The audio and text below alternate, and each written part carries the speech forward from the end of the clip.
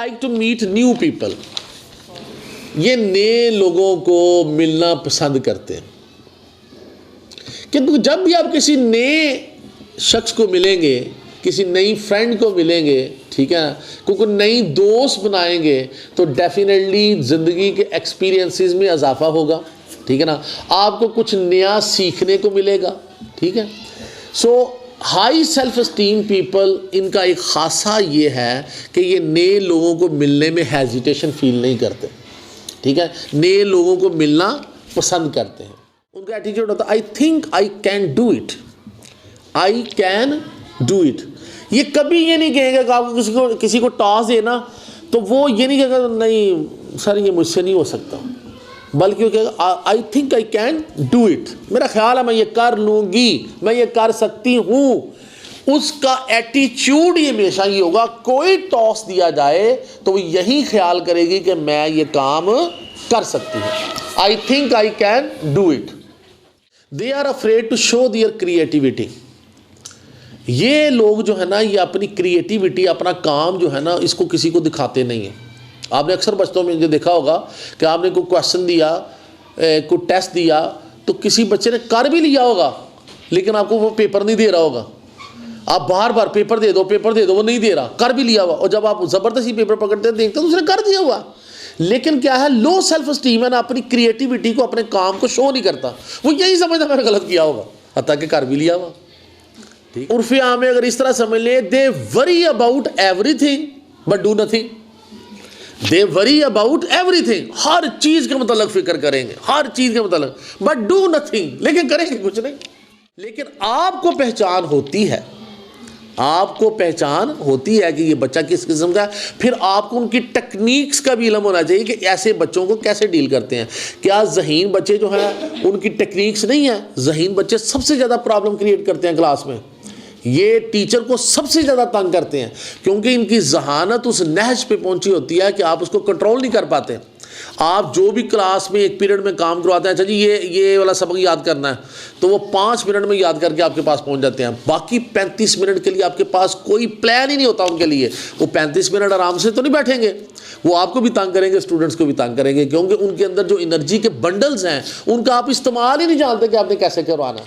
Self esteem तो एक part है कि देखा यह गया है, मुख्तलिफ कैलकुलेशन जैसे रिसर्चेस की जाती हैं तो मुख्तलिफ कैलकुलेशंस ली जाती हैं। जो मोस्ट सक्सेसफुल पीपल हैं उनके जब रिजल्ट्स देखे जाते हैं तो उसमें मेजॉरिटी उन लोगों की होती है जिनकी हाई सेल्फ एस्टीम होती है, ठीक है। लेकिन ये वो फार्मूला नहीं बन गया कि हर हाई सेल्फ एस्टीम वाला बंदा जो वो कामयाब हो जाएगा, ठीक है ना। बिस्मिल्लाहिर्रहमानिर्रहीम। आज फिर हम वर्कशॉप का जो टॉपिक बनाते हैं वो सेल्फ़ एस्टीम है। सेल्फ़ एस्टीम जिसे आप इज़्ज़त नफ्स कह लें, इसका एजुकेशन में क्या रोल होता है। सेल्फ़ एस्टीम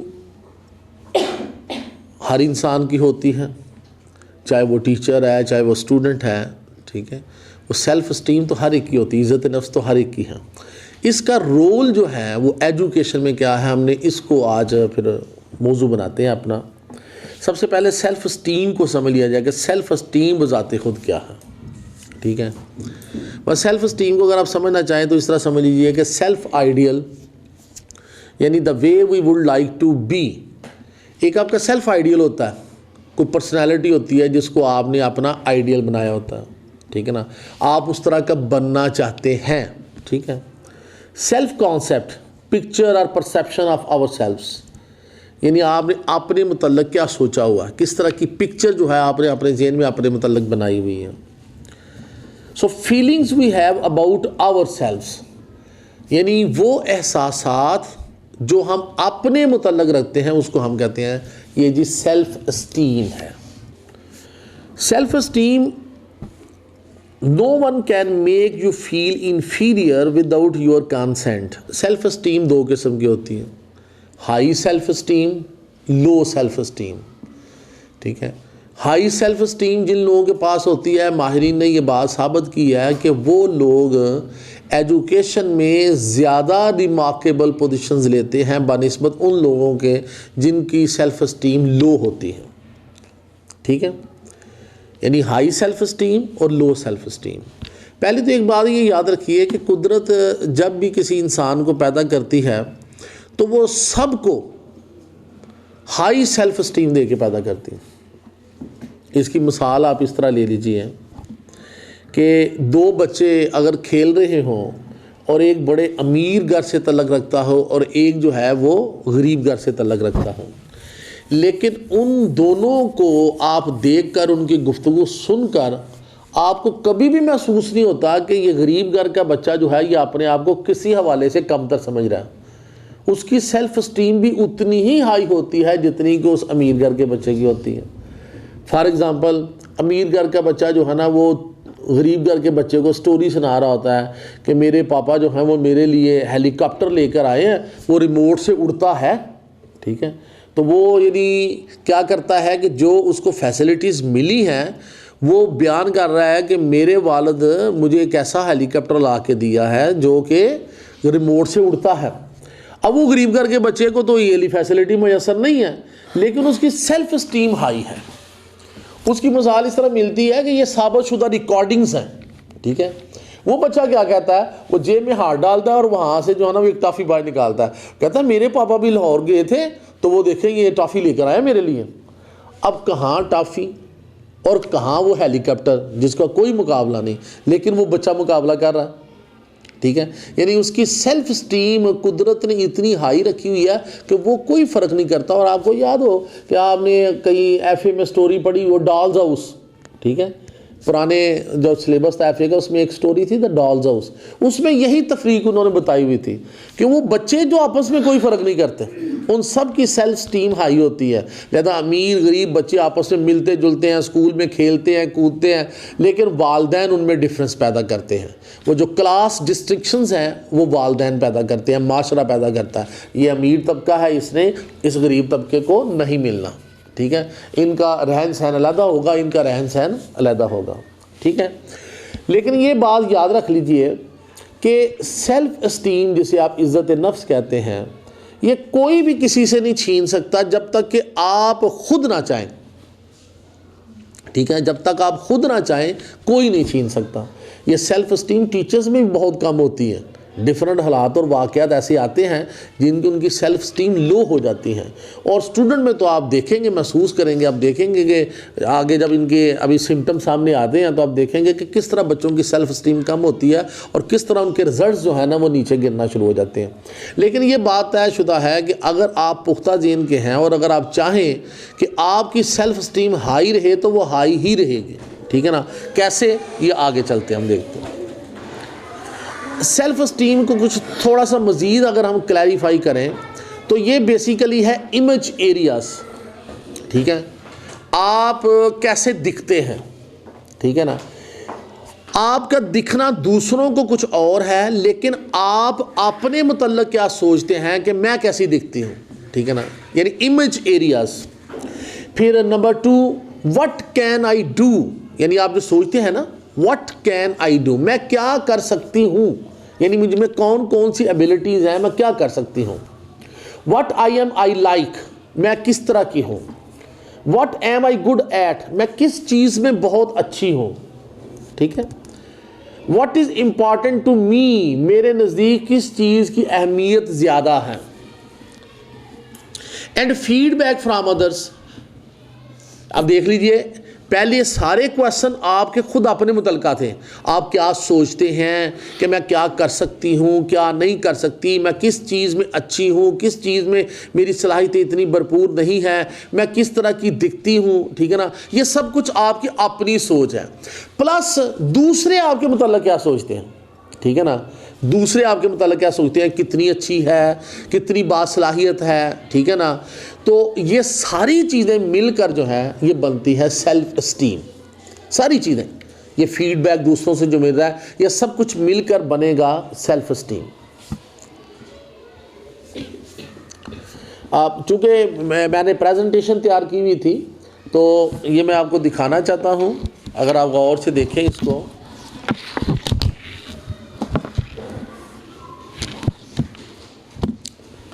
दो पिक्चर्स आपके सामने हैं, एक बहुत ही खूबसूरत लड़की, ठीक है, और एक जो है वो कैट है, बिल्ली है, जो अपने आप को आईने में देख रही है। बिल्ली की सेल्फ स्टीम हाई है, इस लड़की की सेल्फ स्टीम लो है, ठीक है। कैसे महसूस हो रहा है कि बिल्ली अपने आप को पता नहीं क्या समझ रही है कि जब वो आईना देखती है तो उसको अपना आप नहीं नजर आता, बल्कि अपने आप को वो शेर समझती है, ठीक है। यानी उसके जंगल का जो बादशाह है वो अपने आप को वो कंसिडर कर रही है। बिल्ली है, बिल्ली हमारे देखने में वो बिल्ली है, लेकिन वो अपने आप को आईने में देखती है तो उसको शेर नजर आता।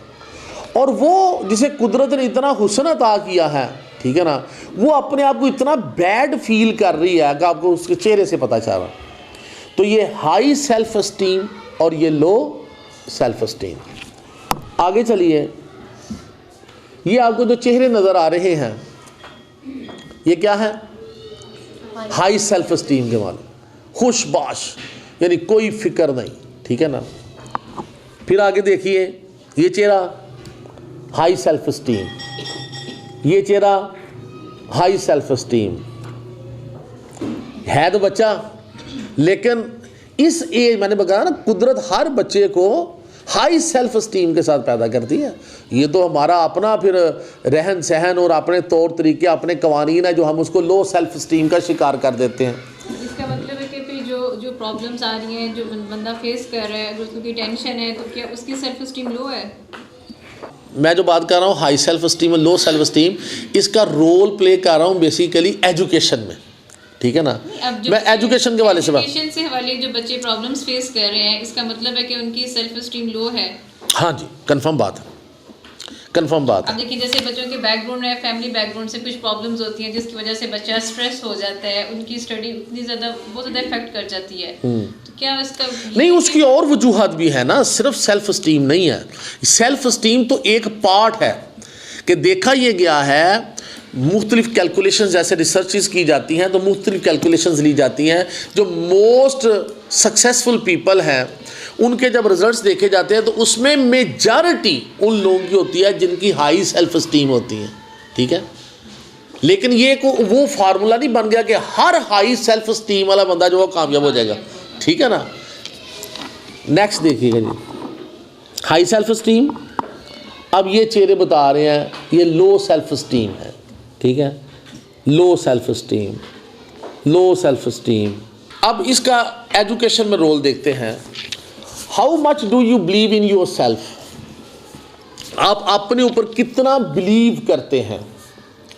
On a piece of paper write down the percentage of how much you believe in yourself. लिखिए ज़रा, कागज़ आपके पास है, आप खुद अपने आप को ज़रा जज कीजिए, ठीक है। और डिफरेंट एक्टिविटीज़ के हवाले से तो आप अपने आप को खुद मार्क्स दीजिए कि आप क्या समझते हैं कि आप 100% अपने ऊपर बिलीव करते हैं कि आप हर काम कर लेंगे, या 90%, या 80%, या 70%। आप अपने आप को खुद ज़रा मार्क्स दीजिए, फिर मैं आपसे पूछता हूँ, सोचिए ज़रा। मैं आप टीचिंग के हवाले से देखिए, आपको टीचिंग के हवाले से कोई भी टास्क दिया जाए तो क्या आप उसे अकम्प्लिश कर लेती हैं? माहिरीन एक और बात कहते हैं कि ये जो सेल्फ बिलीफ है, सेल्फ बिलीफ, ये आपको कहीं से ख़रीदना नहीं पड़ता, ठीक है। ये जो ड्रीम्स हैं, ख्वाब जो हैं, ये आपको कहीं से ख़रीदने नहीं पड़ते। ये हर बंदे के अपने ख्वाब होते हैं, हर बंदे का अपना सेल्फ बिलीफ होता है। हर वो बंदा जो ख्वाब नहीं देखता वो ज़िंदगी में कामयाब नहीं हो सकता। हमेशा ख्वाब देखने वाले ही कामयाब होते हैं। मैं जिन ख्वाबों की बात कर रहा हूँ ये खुली आंखों वाले हैं, ठीक है। बंद आंखों से ख्वाब नहीं, बंद आंखों के ख्वाब जो हैं तो वो तो खलफशार का शिकार होते हैं, ठीक है। खुली आंख से ख्वाब देखना, आप खुली आंख से ख्वाब देखती हैं कि मैं बड़ी एक सक्सेसफुल टीचर बनना चाहती हूँ, मैं यही कैरियर जो है अडॉप्ट करूँगी और मैं बड़ी एक सक्सेसफुल टीचर बनना चाहती हूँ। वो सक्सेसफुल टीचर बनने का आपने ख्वाब तो देख लिया, ठीक है। अब दूसरा पॉइंट ये आ जाएगा कि आपको अपना सेल्फ बिलीफ हो कि हाँ मैं वाकई ही इस कैरियर में टॉप क्वालिटी तक पहुँच सकती हूँ। अब उसके लिए आप क्या करेंगी? ड्रीम्स तो आपने देख ली, अब उसके लिए आप प्लानिंग करेंगे, ठीक है ना। फिर उस प्लानिंग के ऊपर अमल करेंगी, फिर आप अपना गोल बनाएंगी कि इतने पीरियड में मैं ये काम कर लूँगी, इतने पीरियड में मैं ये काम कर लूँगी। तो जब तक आप ड्रीम्स नहीं देखते, ठीक है ना, उस वक्त तक आप कोई अच्छा कारनामा सर अंजाम नहीं दे सकते। अगर आपकी ज़िंदगी ऐसे ही गुजर रही है विदाउट एनी ड्रीम, हर एक का कोई ना कोई ड्रीम होना चाहिए, ड्रीम देखने चाहिए जो काबिल अमल है, ठीक है ना, उनको फिर आप गोल बना लें। और जो काबिल अमल नहीं ड्रीम, उसको छोड़ दीजिए, देख लेना, कोई बात नहीं है। खुली आंख से भी ड्रीम आप खुली आंख से आप ऐसा ड्रीम भी देख सकते हैं जो काबिल अमल ही नहीं है, ठीक है। लेकिन जो काबिल अमल हो उनकी फिर प्लानिंग कर लीजिए। प्लानिंग के बाद वो बन जाएगा अब आपका गोल। अब ड्रीम और गोल में क्या फ़र्क है, ठीक है ना। ड्रीम जो है वो कंक्रीट नहीं होता, ठीक है ना, वो हर कोई देख सकता है, जो मर्जी देख सकता है, मैं ये करूँगा, मैं वो करूँगा, मैं ये करूँगा। लेकिन जब आप उसकी प्लानिंग करते हैं तो प्लानिंग की कसौटी पर जब आप उसको परखते हैं, फिर आपको पता चलता है कि ये अकम्प्लिश हो सकता है कि नहीं, ये पाया तकमील को पहुंच सकता है कि नहीं। तो जब वो पता आपको चल जाता है कि प्लानिंग के तहत ये 2 साल में, 3 साल में, 4 साल में अकम्प्लिश हो जाएगा, तो वह बन जाता है आपका गोल। तो गोल की डेफिनेशन ये होती है कि goal is that thing which is concrete, measurable, यानी वो कंक्रीट भी है और मेजरेबल भी है, यानी हम मेजर कर सकते हैं। वो गोल, कोई गोल नहीं होता जिसकी कोई टाइम लिमिट ना हो, ये कब कंप्लीट होगा कोई पता नहीं। गोल जब आप बनाते हैं किसी चीज़ को तो उसका बाकायदा एक टाइम पीरियड होता है कि इतने टाइम में मेरा ये काम मुकम्मल हो जाएगा, तो उसको फिर आप गोल बना लेते हैं। तो ये सेल्फ बिलीफ, ये ड्रीम्स ये कहीं से आपको नहीं मिलेंगे, ये आपकी अपनी इख्तरा है, आपकी अपनी क्रिएशन है, आपकी अपनी बिलोंगिंग्स हैं, आपकी अपनी विशेज़ हैं, ठीक है ना। तो जितने मर्जी ख्वाब देखिए, ख्वाब देखना अच्छी बात है, फिर उन ख्वाबों को शर्मिंदा तबीर करने के लिए प्लानिंग कीजिए। जो प्लानिंग की कसौटी पर परख जाए कि ये हाँ अकम्प्लिश हो सकता है, उसको फिर गोल बनाकर जो है ना वो फिर सारी तवानाइयाँ उसकी तरफ लगा दीजिए, और डेफिनेटली आप फिर ज़िंदगी में कामयाब हो सकते हैं। कोई भी फील्ड चुन लें, ये कोई टीचिंग का फील्ड नहीं, कोई फील्ड चुन लीजिए। मैं अब आपको कुछ निशानियाँ बताना चाहता हूँ जो हाई सेल्फ स्टीम रखने वाले लोगों में होती हैं। यानी अगर आप अपने आप को परखना चाहें, जैसे आप लिखने लगी थी कि मैं 100% हूँ या 90% 80% हूँ, लेकिन आपकी सोच रुक गई, ठीक है ना, आप खुद से नहीं जज कर पाई कि मैं क्या लिखूँ। वो अब मैं आपको कुछ निशानियाँ बताता हूँ जो आपको बताएंगी कि आप में सेल्फ स्टीम कितने % है। हाई सेल्फ स्टीम है, ये लो सेल्फ स्टीम है। सबसे पहले मैं आपको हाई सेल्फ स्टीम वाले लोगों की निशानियाँ बताने लगा। Number 1, they like to meet new people. ये नए लोगों को मिलना पसंद करते हैं, क्योंकि जब भी आप किसी नए शख्स को मिलेंगे, किसी नई फ्रेंड को मिलेंगे, ठीक है ना, क्योंकि नई दोस्त बनाएंगे, तो डेफिनेटली ज़िंदगी के एक्सपीरियंसेस में इजाफा होगा, ठीक है ना, आपको कुछ नया सीखने को मिलेगा, ठीक है। सो हाई सेल्फ स्टीम पीपल, इनका एक ख़ासा ये है कि ये नए लोगों को मिलने में हेजिटेशन फील नहीं करते, ठीक है, नए लोगों को मिलना पसंद करते हैं। Number 2, they don't worry about how others will जज देम। ये इस चीज़ के मतलब परेशान नहीं होते कि दूसरे मेरे मतलब क्या सोचेंगे। यानी आप नए लोगों को मिलने के लिए गए हैं, ठीक है ना, तो अब दूसरे क्या सोचेंगे, ये कितनी बेबाक है, बिल्कुल हेजिटेशन फील नहीं करती, ये इसकी कंपनी नहीं थी, इस कंपनी में आगू सी है, ठीक है ना, तो वो ये इस चीज़ को बादर ही नहीं करती, ठीक है। वो अपने कॉन्फिडेंस के साथ हर नए दोस्त को मिल लेती हैं। Number 3, they have the courage to express themselves. तीसरा खासा उसमें करेज और हौसला होता है अपने आप को एक्सप्रेस करने का। बाज़ लोग तो आपने देखे होंगे कि अगर वो ना चाहते हुए भी किसी कंपनी में दाखिल भी हो गए हैं तो उनसे सलाम भी नहीं ली जाती, है ना, और आवाज़ ही धीमी हो जाती है, लड़खड़ा रही होती है आवाज़, ठीक है, तो इनका खासा ये है हाई सेल्फ एस्टीम लोगों का कि इनमें करेज होती है अपने आप को एक्सप्रेस करनी। ये ना सिर्फ उस कंपनी में दाखिल हो जाते हैं बल्कि अपना पॉइंट ऑफ व्यू जो है वो बड़े धूम धड़के से वहाँ पर बयान कर देते हैं। Number 4, their lives are enriched with each new encounter.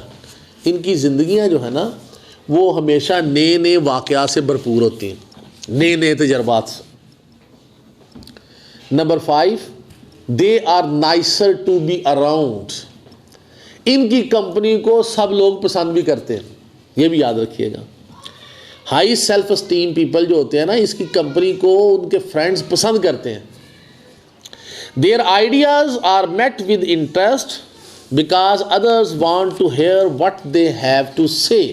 इनके जो आइडियाज़, इनके जो नज़रियात होते हैं हमेशा दिलचस्पी से भरपूर होते हैं क्योंकि दूसरे उनको सुनना चाहते हैं कि ये क्या कहेंगे। हाई सेल्फ एस्टीम पीपल के जो आइडियाज़ हैं हमेशा दिलचस्पी से भरपूर होंगे। मेरी मुलाकात पीछे एक शख्स के साथ हुई, डस्के के गालबन रहने वाले हैं और आम काम करते हैं ट्रांसपोर्टर का, ये गाड़ियाँ चलाने वाला काम, 2-4 गाड़ियाँ बनाई हुई हैं, बस उसका हिसाब किताब रखना ही है। लेकिन वो शख्स, ये जितनी मैं चीज़ें बयान कर रहा हूँ ये सारी उस बंदे के ऊपर फिट बैठती हैं। High self esteem. हमारा एक प्रोग्राम था, इसी तरह वर्कशॉप हो रही थी, तो उसमें वो आ गए तो वो कहने लगी जी मैं भी स्टेज पर आके कुछ बोलना चाहता हूँ। तो वो आए तो उन्होंने साहब ने कहा जी पंजाबी च गल होएगी, ठीक है। उन्होंने पंजाबी में तकरीर की वहाँ पर और हमने पकड़ के उतारा, ठीक है, यानी वो स्टेज को छोड़ने वाले नहीं थे। और जो मैं अभी ये बात कर रहा था ना, आइडिया से मेरे जहन में उनका नाम आया। इतने अछूते आइडियाज़ उस बंदे के जहन में, आप इमेजिन कर सकते हैं एक ट्रांसपोर्टर हो, गाड़ी चलाने वाला बंदा है, तो वो मुल्क को संवारने के नज़रियात बयान करें। देखें इस मुल्क में जो गाड़ियाँ चोरी होती हैं उसको रोकने का ये मेथड है और आप जज कर सकती हैं कि मैं मुतासर हुआ उसके उस आइडिया से कि वाकई अगर इसको अप्लाई किया जाए तो पाकिस्तान में गाड़ियाँ चोरी होने का सिलसिला बंद हो जाएगा। नंबर 2, टैक्स किस तरह इकट्ठा किया जाएगा कि कोई टैक्स सर्कल से बाहर नहीं निकल सकता, ये भी उसी बंदे का आइडिया और 100% फिट, ठीक है। फिर उसने मुझे कहा कि मुझे कोई ऐसा फोरम दीजिए कि मैं ये चीज़ें लोगों तक बयान कर सकूं, ठीक है ना, मैं हुकूमत तक पहुंचा सकूं। बार एक लंबी गुफ्तगू उसके साथ हुई, एक नशिस्त भी हुई, सब कुछ। तो मैं बता रहा था कि basically high self esteem people जो होते हैं ना वो बादर ही नहीं करते।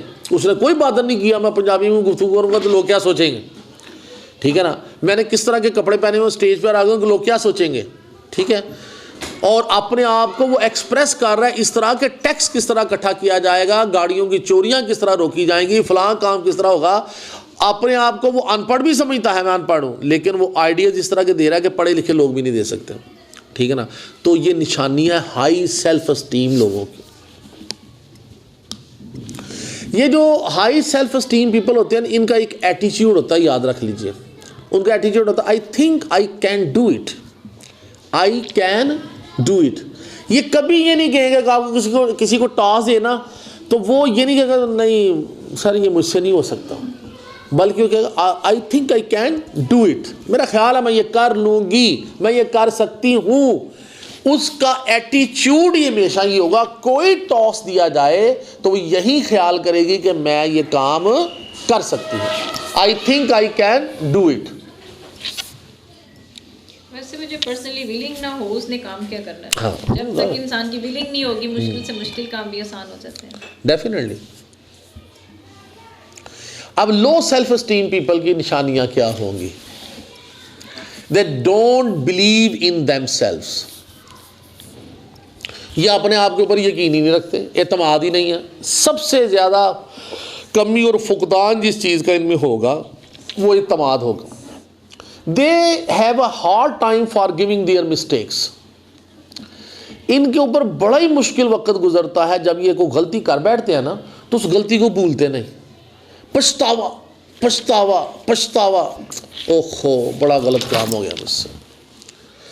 अब उस गलत काम को इन्होंने भूलना ही नहीं, सारी ज़िंदगी उस गलती को याद रखकर अपनी बाकी ज़िंदगी अजीरन कर देंगे। ये भी इनकी निशानी है लो सेल्फ एस्टीम पीपल की। भाई अगर काम गलत हो गया है तो अब उससे सीखो और आगे अब अच्छा काम करने की कोशिश करो, उस तरफ तवज्जो नहीं जाएगी बल्कि उसके ऊपर पछतावा पछतावा और पछतावा।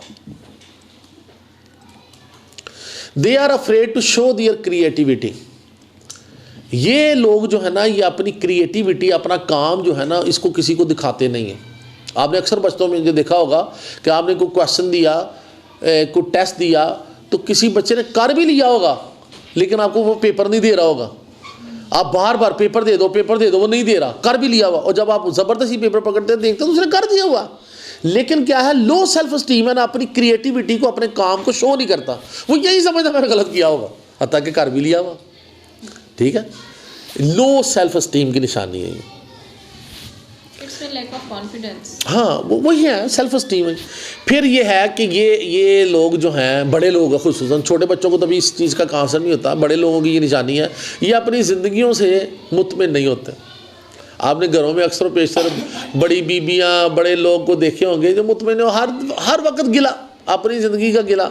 ठीक है, हाँ फिर भी गिला, जिसे वो ठंडे दूध को फूंके मारना। ठीक है ना।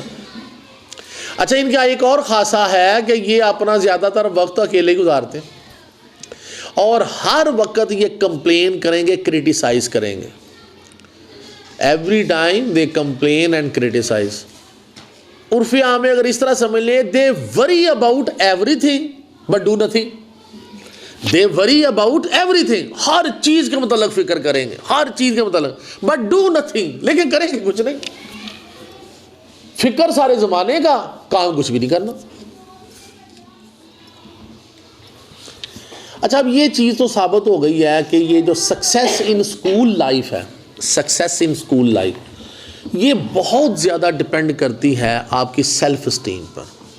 अगर आप हाई सेल्फ एस्टीम के मालिक हैं तो आपको स्कूल लाइफ में बड़ी अच्छी सक्सेस मिलेगी। अगर आप लो सेल्फ एस्टीम के मालिक हैं तो आपको स्कूल लाइफ में कामयाबी उस तरह नहीं मिलेगी जिस तरह का कि आपका IQ लेवल था। इसलिए माहिरीन ये कहते हैं कि टीचर्स का जो सबसे अहम टास्क है वो है बच्चों में सेल्फ एस्टीम को रेज़ करना, बढ़ाना।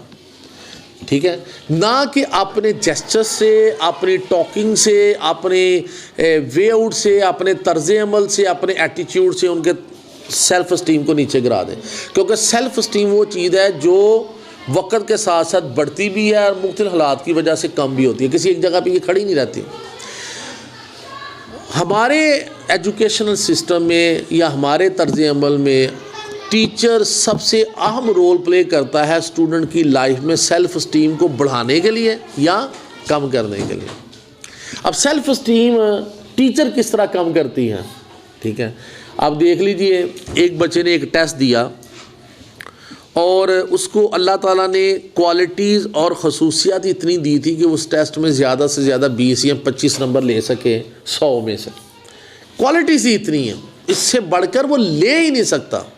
लेकिन टीचर उसको पहचानती नहीं है, वो क्या करेगी, हर रोज़ उस बच्चे को ज़दोकोब करेगी, उसको फ़िज़िकल पनिशमेंट भी देगी, उसको कोसेगी भी।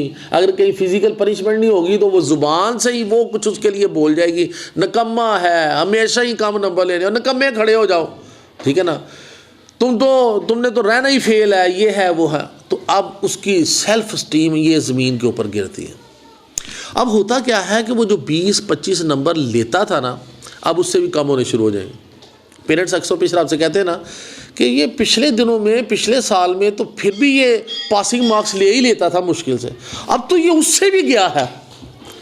अब आपने वजूहात ढूंढे कि यार टीचर की वजह से गया या घर वालों की वजह से गया। घर में भी तो ज़दोकोब करते हैं ना, जब बच्चा अच्छे मार्क्स नहीं लेता तो कहते हैं तेरा बड़ा भाई भी निकम्मा था, ठीक है ना, तू भी निकम्मा है, तुम लोगों ने ख़ानदान का नाम बर्बाद कर दिया, ये देख तेरा दूसरा भाई ये वाला, ये कितना काम, ये भी तो तेरा ही भाई है ना, है। तो वो अब उनको ये नहीं समझ आ रही कि ये बच्चा अल्लाह ताला से वो खसूसियात नहीं लेकर आया जो इस बच्चे के पास है। अब जितनी उसके पास एबिलिटी है उतने ही वो नंबर ले सकता है ना। इसको मिसाल से आप इस तरह समझ लीजिए कि एक बच्चे को एक टीचर कहती है कि तुम अपनी जेब से 20 रुपये का नोट निकालो, ठीक है। तो वो या बिलफर्ज अगर 100 का टेस्ट है, 100 नंबरों का टेस्ट है, तो वो उसे कहती है जी 50 का नोट निकालो अपनी जेब में से। वो जेब में हाथ डालता है तो वो 20 का नोट निकलता है, तो वो टीचर को दिखाता है ये 20 नोट से मुराद ये है कि 20 नंबर लेता है। तो टीचर उसको कहती थप्पड़ सील करती है, तुम्हें मैंने बोला 50 का नोट निकालो। वो जेब में डालता है, ठीक है ना, एक थप्पड़ पड़ता है, फिर बाहर निकालता है, फिर 20 का नोट निकलता है। क्यों भला? उसकी जेब में है ही 20 रुपये। आप लाख उसको मारें वो कभी भी 50 का नोट नहीं निकाल सकते, यानी 50 नंबर कभी भी नहीं ले सकेगा। अच्छा, आप उसको मुसलसल मार रहे हैं, 2 4 5 थप्पड़ आपने उसको मार लिए, वो हर दफ़ा नोट निकालता है, वो 20 का ही निकलता है। आखिरकार एक आलम ये होगा कि वो 20 का नोट जो है ना वो बार बार डालने और बाहर निकालने से फट जाएगा। अब वो 20 भी ना रहे, पहले वो 20 निकाल लेता था, अब 20 भी ना रहे। ये बेसिकली टीचर के एटीट्यूड की वजह से होता है। वो उस बच्चे को पहचानती ही नहीं कि इसमें इतनी एबिलिटी ही नहीं है कि ये जो है ना ये 50 ले सके। तो आप उससे 50 का तकाजा करते हैं, उसके पास 20 ही निकलते हैं। तो आप मुसलसल अगर उसको ज़दोकोब करते रहेंगे ज़ुबान से या हाथ से, तो क्या होगा कि 2 4 माह के बाद, 1 साल के बाद वो इस पोजीशन पर पहुंच जाएगा कि वो लो सेल्फ स्टीम मज़ीद लो होने की वजह से वो 20 नंबर भी अब नहीं ले पाएगा, अब 5 10 पर आ जाएगा। ठीक है, लेकिन टीचर फिर भी नहीं समझती। साल गुजर जाता है, अगर किसी वजह से उसको अगली क्लास में ट्रांसफ़र भी कर दिया जाए या उस क्लास में नई टीचर भी आ जाए, तब भी उस बच्चे के साथ यही मामला हो रहा होगा, कोई उसको नहीं पहचानता। ठीक है ना। जब टीचर उसको पहचान जाए, भाई इस बच्चे में, मेरी क्लास में 35 स्टूडेंट्स हैं और ये 4 या 5 बच्चे जो है ना, इनके पास इतनी एबिलिटीज़ ही नहीं है कि ये 33% मार्क्स लेके पास हों। ठीक है, तो फिर आप क्या करते हैं, आप अपना तरीक़ाकार बदलते हैं, उन बच्चों के लिए सिलेबस कम करते हैं। ठीक है ना। अगर आप क्लास में 25 लाइनों का या 250 अल्फाज का मजमून याद करवा रही हैं, तो आप उन बच्चों के लिए उन 250 अल्फाज को 100 अल्फाज पे ले आएँ। ठीक है, तो वो क्या होगा, वो 100 अल्फाज का मजमून याद करके शायद वो लिख कर जो है वो इम्तहान में 33 मार्क्स के करीब किसी तरीके से पहुंच जाए। लेकिन अगर वो ना पहुंचे, वो 20 और 25 नंबर लें, तो अब आपको ये चाहिए कि उसके पेपर को लूज़ मार्किंग के साथ, ठीक है, और ग्रेस मार्क्स देकर 33 तक लेकर उसको पास कर दें। क्यों भला? अच्छा, आप उसे पास नहीं करती, आप बड़ी फेयर मार्किंग करती हैं, टाइट मार्किंग जिस तरह सब की कर रही हैं, करके उसको फेल कर देती हैं। मुझे ये बताइए, फेल करने से क्या रिजल्ट निकलेगा? क्या वो बच्चा अगले इम्तिहान में पास हो जाएगा? बिल्कुल, क्योंकि जब आप फेल करेंगी डेजिग्नेशन मिल जाएगा, you are the loser, you are the failure. अब वो डेजिग्नेशन मिल गया उसको कि ये निकम्मा बच्चा है, फेलियर है। तो जब उसको डेजिग्नेशन मिल गया, अब उसने क्या करना है? ज़िंदगी तो उसकी वो तो बर्बाद हो गई। एक इम्तहान में, 2 इम्तहानों में आपने उसको फेल कर दिया, तीसरे इम्तहान में फेल कर दिया, अब सारी ज़िंदगी के लिए ना तो उसने पास होना है, बल्कि इवन वो जो ड्रॉप आउट रेट कहते हैं ना, स्कूलों से तादाद जो कम होती है, उसका मेन रीज़न भी यही बनता है। क्योंकि अल्लाह ताला ने हर बच्चे को बराबर सलाहियतें देकर नहीं भेजा, वो बराबर ज़हनी सलाहियतें देखें। अल्लाह ताला नाइंसाफ़ी नहीं करता। अगर किसी को ज़हनी सलाहियतें कम दी हैं तो जिस्मानी सलाहियतें ज़्यादा दे दी हैं। ठीक है, हमने तो पहचानना है बेसिकली इस बच्चे की सलाहियतें जो हैं वो किस अरूज तक, कौन से मामले में पहुंची हुई हैं। क्या आपने मूवी देखी हुई है तारे ज़मीन पर? ठीक है, तो अगर आपने उसे गौर से देखा तलीमी पॉइंट ऑफ व्यू से, तो आपने उसमें पहचान लिया होगा कि वो जो बच्चा ईशान ही गालबन नाम था उसका, उसमें क्या मामला था, वो डिसलेक्सिया का शिकार था। डिसलेक्सिया एक ऐसी मर्ज होती है जिसमें आपको अपने राइट और लेफ़्ट का नहीं पता चलता। आपको डी और बी में, बी फॉर बोट और डी फॉर डक, बी और डी में आपको फ़र्क नज़र नहीं आता, ए और ई में फ़र्क नहीं नज़र आता, सी और ई में फ़र्क नज़र नहीं आता। ठीक है, डब्ल्यू और एम में फ़र्क नज़र नहीं आता। ठीक है ना। तो वो क्या कहता है, जहाँ पे डब्ल्यू लिखना होता है एम लिख देता है, जहाँ पे एम लिखना होता है डब्ल्यू लिखता है, डी की जगह बी लिखता है, बी की जगह डी लिख देता है। ठीक है, और 9 और 6 में फ़र्क नज़र नहीं आता, बाज़ बार 6 की जगह 9, 9 की जगह 6 आ जाता है। तो ये एक मर्ज़ है। ठीक है ना, ब्रेन की एक वायरिंग है जो डैमेज होती है। ठीक, सिग्नल्स जो हैं वो उस तरह नहीं पहुंच रहे होते। इसके ऊपर अगर आप एफर्ट्स करें तो वो बच्चा ठीक हो जाता है। शुरू में डिसलेक्सिया ज़्यादा होता है, लेकिन आहिस्ता आहिस्ता ठीक हो जाता है। और ठीक करने के कई मेथड्स हैं। ऐसे बच्चों को आप क्या करते हैं कि रेत के ऊपर लिखवाते हैं, सैंड लेकर ना, तो एक ए की शेप जो है ना वो सैंड में उंगली के साथ बनाता। ठीक है। तो ये जो यहाँ पे सेंसरी ऑर्गन्स है ना, उसके जितने भी सेंसेस हैं, ये डायरेक्ट रगड़ से मैसेज उसके ब्रेन तक पहुँचाती हैं और उसकी शेप महफूज होती हैं, जबकि आम कापी पर लिखने से वो फीलिंग्स नहीं होती। क्योंकि आम कापी पर लिखने वाला बच्चा जो है ना, वो अपनी आँखों के ज़रिए ब्रेन को मैसेज दे के शेप सेव कर लेता है, इससे नहीं होती, क्योंकि इसके वो ब्रेन तक मैसेज ही नहीं सही तरह पहुँचता। तो इसका ये जो फीलिंग उंगलियों की है। फिर इसी तरह आप सैंड पेपर लेकर वो पूरे का पूरा ए ड्रा कर बच्चे को कहते हैं अच्छा इसके ऊपर उंगलियां फेर के देखो ए किस तरह का होता है, ई किस तरह का है। ऐसे बच्चों के साथ इस तरह की मेहनत की जाए तो ये बच्चे आहिस्ता आहिस्ता अपनी उस कमी पर काबू पा लेते हैं। अच्छा, शुरू में कई बच्चे डिसलेक्सिया का शिकार होते हैं। आप अपने घरों में देखें कि आपके घर में कई ऐसे बच्चे होंगे जिनको लेफ़्ट और राइट का नहीं पता चलता है। जब वो शूज़ पहनते हैं तो लेफ़्ट का राइट में और राइट का लेफ़्ट में पहन लेते हैं, लेकिन एक पेरेंट्स के बताने से नहीं सीधा करके पहनो तो वो 1-2 साल में वो बच्चा बिल्कुल ठीक हो जाता है, ठीक है। लेकिन कई डिसलेक्सिया का उस हद तक शिकार होते हैं कि वो नहीं ठीक हो पाते, उनके लिए फिर इस तरह की एफर्ट्स करनी पड़ती है और बच्चा बहरहाल ठीक हो जाता है।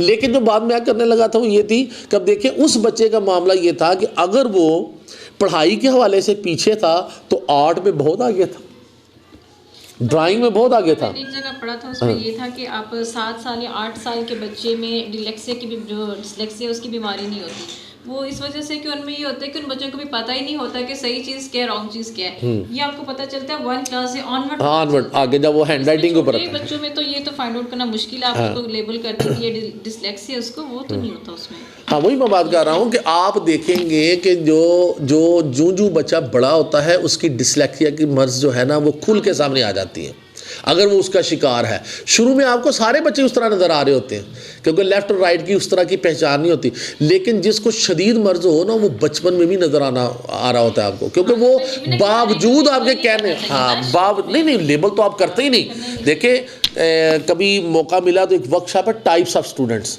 आपकी क्लास में कितने किस्म के स्टूडेंट्स बैठे होते हैं, ज़हीन है, मतीन है, फ़तीन है, ठीक है ना, एवरेज हैं, हाइपर हैं, डिसलेक्सिक्स हैं, ठीक है ना। तो बेशुमार किस्म के बच्चे आपकी क्लास में बैठे हुए हैं, लेकिन आप कोई भी तखसीस नहीं करते। आप ये नहीं कहते ये हाइपर है, ये इंटेलिजेंट है, ये एवरेज है, ये आपने सबको इकट्ठा ही पढ़ा। लेकिन आपको पहचान होती है, आपको पहचान होती है कि ये बच्चा किस किस्म का है। फिर आपको उनकी टेक्निक्स का भी इल्म होना चाहिए कि ऐसे बच्चों को कैसे डील करते हैं। क्या ज़हीन बच्चे जो हैं उनकी टेक्निक्स नहीं है? ज़हीन बच्चे सबसे ज़्यादा प्रॉब्लम क्रिएट करते हैं क्लास में, ये टीचर को सबसे ज़्यादा तंग करते हैं क्योंकि इनकी जहानत उस नहज पे पहुंची होती है कि आप उसको कंट्रोल नहीं कर पाते। आप जो भी क्लास में एक पीरियड में काम करवाते हैं, अच्छा जी ये वाला सबक याद करना है, तो वो 5 मिनट में याद करके आपके पास पहुंच जाते हैं। बाकी 35 मिनट के लिए आपके पास कोई प्लान ही नहीं होता उनके लिए। वो 35 मिनट आराम से तो नहीं बैठेंगे, वो आपको भी तंग करेंगे, स्टूडेंट्स को भी तंग करेंगे, क्योंकि उनके अंदर जो एनर्जी के बंडल्स हैं उनका आप इस्तेमाल ही नहीं जानते कि आपने कैसे करवाना, ठीक है ना। तो ये तो पहचान टीचर्स ने रखनी है कि किस तरह की है। बहरहाल टीचर जो सबसे जिन बच्चों के हवाले से मैं बात कर रहा हूँ, यानी जो लो सेल्फ एस्टीम का शिकार हैं, ये बेसिकली टीचर का ही रोल होता है, माशरे का ही रोल होता है, घर वालों का ही रोल होता है। आप उन बच्चों को पहचान जाएं, ठीक है ना, फिर उनको उनकी सलाहियतों के मुताबिक काम दें। और स्कूल लेवल में आप क्लास 1 से 2, 2 से 3, 3 से 4 तक, यानी कहाँ तक आप उनको ले जाएंगे? 9th क्लास तक तो ले जाएंगे ना। अब यहाँ पर यह आगे बोर्ड का इम्तहान होता है ना जिसमें वो फेल हो सकते हैं, लेकिन इस एज तक पहुँचते पहुँचते बच्चा अपनी बहुत सारी खामियों पर काबू पा लेता है और वो जो बेसिक एथिक्स उसने सीखनी है, जो बुनियादी इखलाकियात उसने सीखने हैं, उठने बैठने का तरीका सीखना है, माशरे में कैसे चलना है, कैसे बात करनी है, ये चीज़ें वो उस लेवल तक सीख जाता है, ये चीज़ें वो उस लेवल तक सीख जाता है। लेकिन अगर आप उसको बहुत पहले ही स्कूल से दौड़ा देंगे तो फिर मामला ख़राब हो जाएगा। आप यकीन माने, मैंने बहुत सारी लाइफ हिस्ट्रीज पढ़ी ऐसे लोगों की जो बहुत बड़े करप्ट किस्म के लोग थे, बदमाश किस्म के लोग, कातिल। उनका मामला मैंने ये देखा कि उनका बचपन इस तरह गुजरा हुआ था कि वो या तो कुछ लो सेल्फ एस्टीम के शिकार थे, या हाइपर थे, या स्लो लर्नर थे, ये भी किस्म है बच्चों की। तो वो चूँकि उस तरह की परफॉर्मेंस तालीम में नहीं दे सकते थे तो उनके टीचर्स ने उनको मारा बहुत ज़्यादा, फिज़िकल पनिशमेंट दी, ठीक है। तो वो फिज़िकल पनिशमेंट ले लेकर उन्होंने जो बात सीखी वो क्या थी? नफ़रत, मारना। कोई भी काम अपना निकलवाना है तो मारो। तो वो जब फिर बड़े हुए, ठीक है ना, कंपनी अच्छी ना मिली तो चीज़ें तो उन्होंने पहले इस तरह की नफ़रत सीखी हुई थी, कैसे मारना लोगों को। तो ये जितने भी लोग मैंने जिनकी लाइफ हिस्ट्री पढ़ी है, उनमें के बचपनों में जो ख़ास मामला है वो यही है कि उनका बचपन अच्छा नहीं गुजरा, उनका बचपन बहुत बुरा गुजरा है। हिटलर जिसने पूरी दुनिया को मारा है, ठीक है ना, यहूदियों को तहनास किया उसने, ठीक है ना, बहुत सारी जंगें छेड़कर, आलमी जंग छेड़कर जो है कितने लाखों अरबों की आबादी जो है बर्बाद कर दी, ठीक है। तो उसका बचपन पढ़ के देख लीजिए, उसके बचपन में ऐसा ही हुआ है, उसके ऊपर भी जुल्म हुआ, उसकी माँ के ऊपर भी जुल्म हुआ, ठीक है ना। तो वो फिर बचपन से बच्चा सीख के जब आगे निकलता तो फिर वो आगे। चंगेज़ खां आपने हिस्ट्री में पढ़ा हुआ, उसने वो क्या करता था, मुसलमानों के सर उतार के तो उसका पहाड़ लगा देता था। तो आप उसका बचपन पढ़िए, उसके साथ भी यही मामला तो हुए हैं, ठीक है।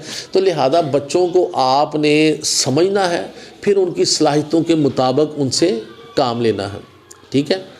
वो अक्सर व पेशतर एक बात सामने आती है, वो लतीफ़े की शक्ल में ही है कि एक स्कूल जो है ना उसको आग लगी हुई थी, तो सारे बच्चे स्कूल जा रहे थे, उन्होंने देखा स्कूल को आग लगी हुई है, तो सारे जो है धमाले डाल रहे हैं, खुश हैं, ठीक है ना, स्कूल को आग लगी है, पढ़ना नहीं पड़ेगा। लेकिन सारे बच्चे खुश, तो एक बच्चा जो है ना वो ज़ारो कुतार हो रहा कोने में खड़ा। तो सारे हैरान होते हैं कि ये क्यों रो रहा है। उससे पास जाके पूछते हैं कि तुम्हें क्या प्रॉब्लम है, तुम क्यों रो रहे हो। तो वो बच्चा पता क्या कहता है, वो कहता है मुझे तो दुख इस बात का है कि स्कूल को तो आग लग गई है लेकिन टीचर बाहर रह गया। काश कभी टीचर भी अंदर होता तो मज़ा तब आता, ठीक है। तो ये आप पहचान ही ये कौन सा बच्चा होगा, ये वही बच्चा है जिसको टीचर रोज़ मारती है, उसके बस की बात ही नहीं है उतने नंबर लेना जितने आप उससे तवक्को कर रही हैं, तो रोज़ मार पड़ती है, लिहाजा उसके अंदर इस तरह की नफ़रत भरी हुई है, ठीक है। तो इन बच्चों को पहचानना है, उनसे उनकी सलाहियतों के मुताबिक जो है वो काम लेना है। अब आपका कौन सा एटीट्यूड ऐसा होगा जिससे बच्चों में सेल्फ स्टीम बढ़ेगी। एक बच्चे ने कम नंबर लिए, अब आपने उसको बताना भी है कि आपके नंबर कम हैं, ठीक है। तो आप कभी भी क्लास में दूसरों के सामने उसकी कमज़ोरियों को अयान नहीं करेंगे, बल्कि उस बच्चे को सेपरेट ले जाएं। असम्बली से पहले, असम्बली के बाद, क्लास में, रिसेस में, छुट्टी के बाद, किसी टाइम पर भी उस बच्चे को सेपरेट करके बताएं। देखो अहमद, तुमने 100 नंबरों में से सिर्फ 20 नंबर लिए, तुम इससे बहुत अच्छे नंबर ले सकते हो, मुझे तुमसे ऐसी उम्मीद नहीं थी, ठीक है। तो तुम बड़े बासलाहियत बच्चे हो, मुझे उम्मीद है कि आइंदा आने वाले टेस्ट में तुम बड़े अच्छे मार्क्स लोगे, वादा करते हो। यकीन मानिए उस बच्चे की कायनात ही बदल जाएगी, ज़िंदगी बदल जाएगी कि मेरी टीचर ने मुझे इतनी इंपॉर्टेंस दी, मेरे ऐप जो है वो दूसरों के सामने नहीं खोले बल्कि मुझे सेपरेट करके बताया।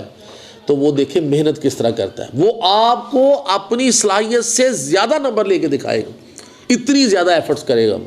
लेकिन जब आप उसको दूसरों के सामने तोड़ देंगे कि तुम्हारे 20 नंबर आए हैं और तुमने बहुत बुरी कारकर्दगी का मुजाहरा किया है, तुम हो ही ऐसे, ये है वो है, तो वो बच्चा पढ़ेगा तो नहीं आगे। ज़्यादा इम्कान ये है 100 में से 1 या 2 बच्चे ऐसे होते हैं जो आपके नेगेटिव रिमार्क से पॉजिटिव एटीट्यूड बना लें। हर बच्चा नहीं इस तरह का होता, आप जो रिमार्क्स देते हैं उसी से बच्चा बनता है, ठीक है ना। लेकिन मैं बता रहा हूँ कि अल्लाह ताला ने ऐसे बच्चे भी पैदा किए हुए हैं कि 100 में से 1-2 बच्चा ऐसा होगा कि आप जितनी नेगेटिव उसको रिमार्क्स देंगे वो उसको पॉजिटिव एटीट्यूड में चेंज कर लेगा, ठीक है। आपने कहा ना तुम हो ही निकम्मे, तुम कभी पढ़ ही नहीं सकते, तो वो क्या करेगा, वो ज़्यादा पढ़ना शुरू कर देगा। लेकिन 100 में 1 आध बच्चा इस तरह का होगा, उसके लिए आप सारे बच्चों का बेड़ागर्क कर देंगे अल्फाज अदा करके, तो ये मुनासिब नहीं। बच्चों के ऐब उनको अकेले करके बताएं, क्लास में भी खड़े होकर बता सकते हैं, लेकिन इस तरीके से कि आप गए हैं बच्चे के सामने पेपर किया है तो आहिस्ता से उसे बोल रहे हैं, ठीक है। दूसरी क्लास ना सुने, दूसरे बच्चे ना सुने, बेटा ये देखो कुछ नंबर है आपके, आहिस्ता से बोल उसी को समझ आ जाए, बजाय इसके कि वो सारी क्लास सुने, सारी क्लास को पता चले कि इसका बड़ी बैड परफॉर्मेंस हुई है, उसका बैड इंप्रेशन होगा। लेकिन अगर आप एक्सपेक्टेशंस करें, तवक्कुआत करें उससे कि तुम अच्छे मार्क्स ले सकते हो, मज़ीद मेहनत करो, तो वो वाकई करेगा, 100% करेगा, ठीक है जी। जी आपकी कोई क्वेश्चन हो इस सिलसिले में तो आप कर सकते हैं। कोई क्वेश्चन आपके ज़हन में हो, ज़रूरी नहीं ये टॉपिक है आपके टीचिंग के हवाले से। मेरे ज़हन में क्वेश्चन है, जैसे क्लास में उसी टाइप्स के बच्चे होते हैं, इंटेलिजेंट वन भी होते हैं, एवरेज भी होते हैं। सर हम लोग को सिलेबस कैसे प्लान करना चाहिए कि हर बच्चा जो है ना वो अच्छे तरीके से लेसन पिक कर ले। इंटेलिजेंट वन तो कर लेता है, जो मुनासिब बच्चे होते हैं वो पीछे रह जाते हैं। ये प्रॉब्लम सिर्फ पाकिस्तान में नहीं, पूरी दुनिया में ही है, ठीक है, कि बच्चे जो हैं वो डिफरेंट कैटेगरीज़ के हैं, डिफरेंट जहानतों के मालिक हैं। ये इंडिया में एक स्टेट है, गालिबन उसका नाम है हरीसा, को इस तरह का नाम है उस स्टेट का। वहाँ पर जो बुक्स प्रिंट हुई थी एक दफ़ा, उन्होंने ऐसा किया था कि अगली क्लास के एक एक दो दो चैप्टर्स जो है ना वो पिछली क्लास में शामिल कर दिए थे, और वहाँ पे ये नोट लिखा हुआ था फॉर इंटेलिजेंट स्टूडेंट्स। ये इंटेलिजेंट स्टूडेंट जो है ना बेसिकली आपकी क्लास में सबसे ज़्यादा प्रॉब्लम यही क्रिएट करने वाले होते हैं। अब इन्होंने 5 मिनट में काम ख़त्म कर लेना, उसके बाद आपके पास कोई प्लान ही नहीं कि इनके साथ क्या करें। तो डिफरेंट टेक्निक्स हमने डेवलप की हुई हैं। उनमें एक टेक्निक ये है कि आप उस बच्चे को बेसिकली बिज़ी कर दें, उस बच्चे को बिज़ी कर दीजिए कामों में, ताकि वो आपको तंग ना कर सके। फॉर एग्जांपल मैं बताने लगा हूँ, काम ऐसा नहीं होगा कि आप उसे कोई बर्तन साफ़ करवाएं या पानी पीने के लिए जाओ भी पानी ले आओ, चाक ले आओ, ये काम नहीं, ठीक है ना। ये काम तो आप बांट के सबको देते हैं। इस तरह की एक्टिविटीज़ जो है ना किसी एक बच्चे से कभी नहीं करवानी। क्या चाक लाना है तो हमेशा एक ही बच्चा लाएगा, पानी लाना है तो एक ही बच्चा लाना, डिफरेंट लोगों को ये काम के। लेकिन ये जो एक्टिविटीज़ बताने लगा हूँ आपको इंटेलिजेंट स्टूडेंट्स के लिए, फॉर एग्जांपल 40 मिनट का पीरियड है, आपने एक टॉस दिया क्लास को कि ये कीजिए। वो जो इंटेलिजेंट बच्चे हैं ना 2 या 3 या 4 या 5 जो एक्स्ट्रा इंटेलिजेंट, ओवर इंटेलिजेंट है, वो आपके पास 5 मिनट में 10 मिनट में आ गए, उन्होंने वो टॉस आपको करके दे दिया, चाहे आपने टेस्ट था या कोई सबक ज़ुबानी याद करने वाला, तो जो भी था वो करके दे दिया। अगले 30 मिनट के लिए आप क्या करेंगे? फॉर एग्जांपल अगर आपने सबक सुना है तो आप क्या करेंगे कि आप उस बच्चे को जिसने आपको सबक सुना दिया ना, अगर आपने इंग्लिश का सबक सुना तो उसको कहेंगे अब ज़रा स्पेलिंग याद कर लो, मैं तुमसे अब स्पेलिंग सुनूंगी। अगले 5-7 मिनट 10 मिनट वो और बिज़ी हो गया ना बिजी, आपने टॉस उसको दे दिया। अच्छा इंटेलिजेंट बेटा टॉस छोड़ता नहीं, वो करता है, वो करेगा। 10 मिनट के बाद वो फिर आ जाएगा, ये ले टीचर स्पेलिंग, आपने स्पेलिंग सुने, वो स्पेलिंग भी सुना दिए। अब क्या करें? अब क्या करेंगे? उसको एक साइड पे लगा दें। अच्छा बेटा जो भी सबक याद करता ना उससे ज़रा सुन के मुझे बताओ इसको आता है कि नहीं आता। अब वो सारी क्लास एक कोने से, दूसरा बच्चा आया दूसरे कोने से, तीसरा बच्चा आया पिछले कोने से, चौथा बच्चा आया इस कोने से। तो अब बच्चे मसरूफ़ करते जाएंगे। इंटेलिजेंट बच्चे जो 3-4 थे ना, उनको सबक सुनने में लगा दीजिए, ठीक है। उनसे क्या होगा? उनको डबल फ़ायदा पहुंचेगा। एक तो उनका टाइम यूटिलाइज हो जाएगा, दूसरा वो जो उन्होंने याद किया हुआ तो वो मज़ीद फ्लोरिश होगा, ज़्यादा अच्छा होगा। तो ये तरीकाकार होता है। इंटेलिजेंट बच्चों को आप को करिकुलर एक्टिविटीज़ के हवाले से इंडल्ज कर देते हैं, ठीक है ना। टेस्ट चेक करवाना शुरू कर दें उनसे, कोई टेस्ट आपने दिया हुआ है, ठीक है ना। सबक कहलवाना शुरू कर दें, सबक सुनवाना शुरू कर दें, तो इस तरह वो बच्चे जो है ना मसरूफ़ हो जाएंगे। ये तरीकाकार है। इंटेलिजेंट बच्चों को आप किस तरह बिज़ी रख सकते हैं। अगर बिज़ी रखेंगे तो आपके क्लास में डिसिप्लिन रहेगा, बिज़ी नहीं है तो क्लास में डिसिप्लिन नहीं रह सकता। उसमें आप ये भी एक रेमेडी कर सकते हैं ना कि उनके लिए आप जो है ना क्रिएटिव या पजलिंग वर्कशीट्स उनके लिए प्रिपेयर कर लें, ठीक है ना। जो बच्चा फारिग होता जाएगा इंटेलिजेंट वन, उनसे बोलें कि ये आपने पजल जो है ना इसको सॉर्ट आउट करनी है, फिर उनको रिडल दे दें उनको, ठीक है। उसमें से जैसे वो बनता है ब्लॉक बनते हैं, उसमें वर्ड्स ढूंढने फाइंड आउट करने वाले, वो उनको दे दें कि आप इसमें से वर्ड्स फाइंड आउट करके लिखें। हार्डली उसको बच्चों को सर्च करने में 10-15 मिनट तो लग जाते हैं उसको करने के लिए। या आप उसको स्लो लर्नर के साथ अटैच कर दें कि आपने बेटा इस बच्चे की हेल्प करनी है, इसका काम वाइंड अप करवाना है आपने इसको। इंटेलिजेंस वंस का तो आप ऊपर लेके जा सकते हैं। बिल्कुल सही, बिल्कुल सही। यानी कोई भी आपने एक्टिविटी ऐसी उसको देनी है जिसका उसको फ़ायदा पहुंचे, ठीक है ना। अगर स्लो लर्नर को वो सबक याद करवा रहा है, इससे अच्छा क्या हो सकता है, ठीक है ना। अगर आप इतनी एफिशिएंट टीचर हैं कि आप घर से उसके लिए जो है कोई पजल बना के ले आती हैं, कैसे बच्चों को पजल दो, तो और ये तो सोने पे सुहागा है, उसको और इसका बेनिफिट पहुंचेगा, ठीक है ना। तो ये है कि आपने बेसिकली ये है कि उसको मसरूफ़ करना है अच्छी और गुड एक्टिविटीज़ में। वो कैसे मसरूफ़ करना है ये आप बेहतर समझती हैं जी। अगर एक बच्चा है वो कर तो सकता है, लेकिन वो हमेशा ये कहता है मैं ये नहीं कर सकता, ठीक है। आई फेस अ प्रॉब्लम ना कि देयर इज अ स्टूडेंट वो हमेशा ये कहता है मैं कर ही नहीं सकता, तो मैं उसको कैसे कहूँ? उसको बड़ा फोर्स भी करती हूँ, कहती हूँ, लेकिन कहता है मैं कर ही नहीं सकता ये। तो वो तो जो हमने सिम्टम्स दिए हैं उसमें तो लो सेल्फ स्टीम का वो शिकार है, ठीक है ना। हाँ, उसके पेरेंट्स को बुलाइए, ठीक है ना, उनसे पूछिए आप घर में इसके साथ क्या गुफ्तगू करते हैं, आपके क्या मामले। देखिए आप पहचान गए कि ये लो सेल्फ एस्टीम का शिकार है, तो उसके घर वालों को तो ज़रूर बुलाएंगे कि इसके साथ आप किस तरह की गुफ्तगू करते हैं, इसको डराते तो नहीं रहते, ठीक है ना, इधर ना जाना, इधर जिन्न है, अंधेरे से डरा रहे हैं, तो लो सेल्फ स्टीम का शिकार हो रहा है वो। कहीं इसके घर में कोई इस तरह की गुफ्तगू तो नहीं इसके साथ हो रही। तो फिर आप उनको प्रॉब्लम उसकी बताकर, तो अब सलूशन जो मैंने बताया कैसे आपने रेस करना, इसका हौसला बढ़ाइए, ठीक है ना, इसको कहे तुम कर सकते हो, ठीक है ना, तुम्हारे अंदर ये एबिलिटीज़ हैं, देखो तुम जो है वो दूसरों से मुमताज़ हो, दूसरों से बेहतर हो, ठीक है ना, तुम कर सकते हो। आप भी करें, उसके पेरेंट्स भी करें, तो क्या वो नहीं ठीक हो जाएगा? डेफिनेटली ठीक हो जाएगा, कंफर्म ठीक हो जाएगा। तो ये तो पहले आप पहचान जाएं कि वो, ये तो जिस बच्चे की आपने बात की है वो लो सेल्फ स्टीम का शिकार है। हो सकता है आप मेहनत कर रही हो उसकी सेल्फ स्टीम रेज करने की, लेकिन घर में जाके उलट काम हो रहा है उसके। घर वाले उसके दुश्मन नहीं है, लेकिन नॉलेज नहीं है ना, घर वाले दुश्मन नहीं है। एक माँ जो है जब अपने बच्चे को कोसती है तो वो कहती है तुम हो ही निकम्मे, तुम्हारा ख़ानदान ही निकम्मा है, तुम्हारा बड़ा भाई भी नहीं पढ़ा, उससे छोटा भी, तो सबने नहीं पढ़ना, ये है वो है।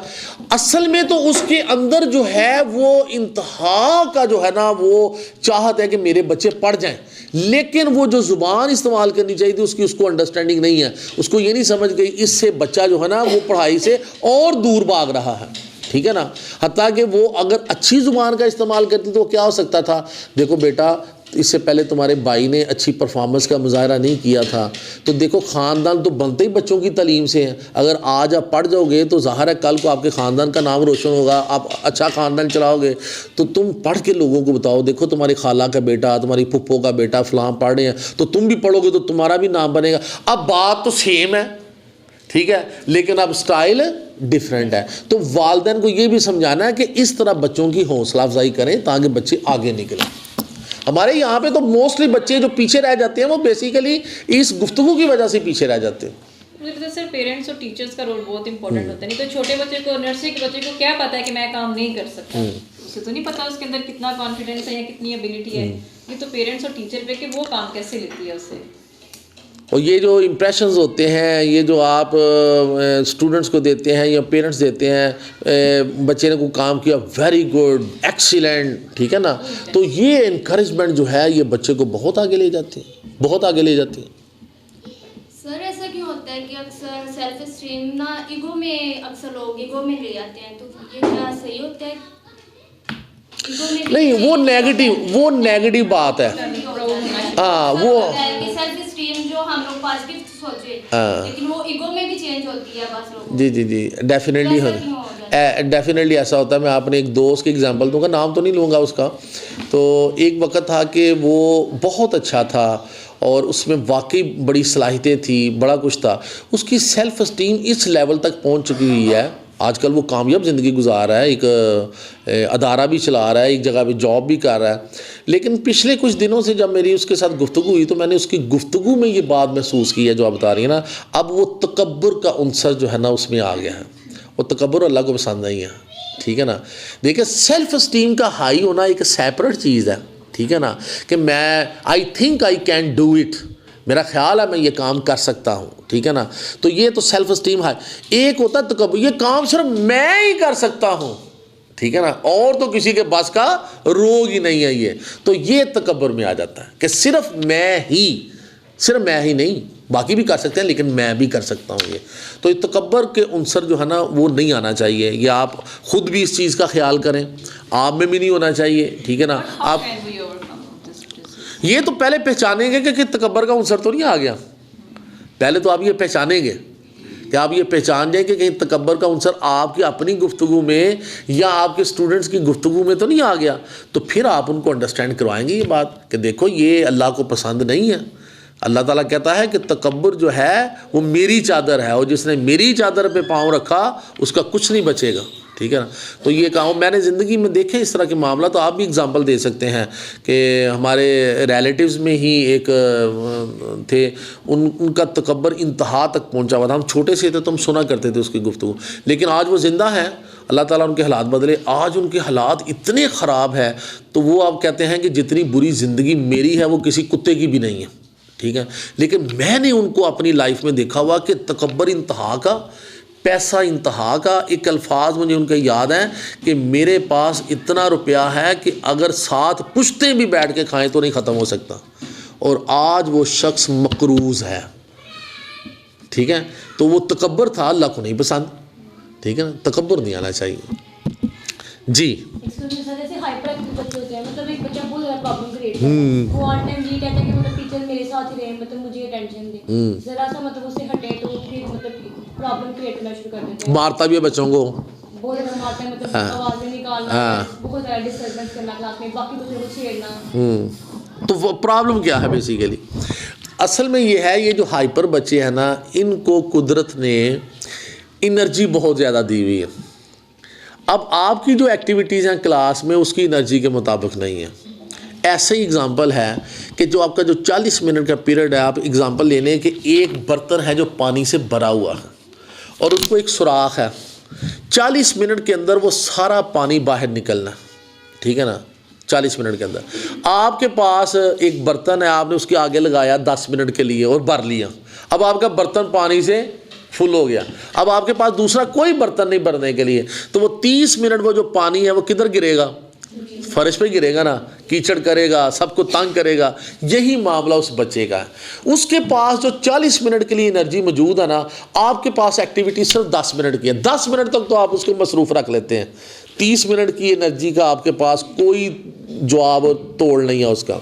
ऐसे बच्चों के लिए जो हम सजेस्ट करते हैं, माहिरीन जो सजेस्ट करते हैं, वो ये है कि चूँकि इनके अंदर जिस्मानी तवानाई बहुत ज़्यादा होती है, आप इन बच्चों की तवानाई को बेसिकली यूज़ करेंगे। वो कैसे यूज़ करेंगे कि जब आप पहचान जाए, पहली रिकग्निशन है ना कि बच्चों की टाइप्स आप पहचान के आपकी क्लास में ये हाइपर बच्चे हैं, तो आप उन बच्चों से एक्सरसाइज करवाते हैं, ठीक है ना। आप बाहर माशाल्लाह आपके पास ग्राउंड भी है, आप बाहर ग्राउंड में ले जाएं, लेकिन याद रखिएगा जैसे मैंने कहा था, डेजिग्नेट नहीं करना ये तुम हाइपर हो तुम्हारी एनर्जी वेस्ट करने के लिए बाहर लाइए, नो। आप पूरी क्लास को बाहर लेकर आएंगे पीटी करवाने के लिए, ठीक है ना। अच्छा, अब पूरी क्लास से अगर आप एनर्जी यूज़ करवाने के लिए उनकी पीटी करवाएंगे तो बाकी बच्चे थक जाएंगे, क्योंकि अल्लाह ताला ने उनको जिस्मानी एनर्जी इतनी नहीं दी जितनी उन 3 बच्चों के पास थी जो हाइपर थे। अब होगा क्या कि आप टेक्निक इस्तेमाल करें, उन 3 बच्चों को बनाएंगे लीडर सामने, तो आप कहेंगे अच्छा बच्चों इनको जरा पीटी करके दिखाओ, वो 2 4 5 मिनट खूब पीटी करें, फिर आप क्लास को कहेंगे आप भी इस तरह के करो जी, तो वो क्लास पूरी 2 मिनट के लिए करेगी और बस काम ख़त्म हो गया, आप लेंगे। आपने उसकी एनर्जी जो है उसको ज़ायल कर दिया एक फ्रूटफुल एक्टिविटी में, वरना वो बच्चे आराम से नहीं बैठेंगे। फिर और बड़ी टेक्निक्स हैं, ये गालियाँ भी देते हैं बच्चे, ये हाइपर बच्चे जो है ना, ये हाँ पंजाबी भी बोलेंगे। अच्छा, इनकी ज़ुबान में अमूमन लुकनत भी होती है, यानी अल्फाज पूरे ये सही अदा नहीं कर पाते, इसलिए कि ये हैं बेसिकली अटेंशन डेफिसिट बच्चे। अटेंशन डेफिसिट बच्चा क्या होता है, ये अपनी कंसंट्रेशन किसी एक काम पर मुस्तकिल नहीं रख सकता, ठीक है। गुफ्तगू कैसे सीखी जाती है, मैं गुफ्तगू कर रहा हूँ, मुसलसल मेरी तरफ देख रहे हैं, ठीक है ना, तो मेरे होंठों की जो जुम्बश है, ज़ुबान की, दांतों की, वो आप देख रहे हैं। तो जब आप छोटे थे तो उस वक्त भी आप देखते थे, तो आप देख देख के पहचानते थे ये लफ्ज़ अदा करने के लिए होंठ कैसे बीचने पड़ते हैं, ज़ुबान बाहर निकालनी पड़ती है, तालु को लगानी पड़ती है।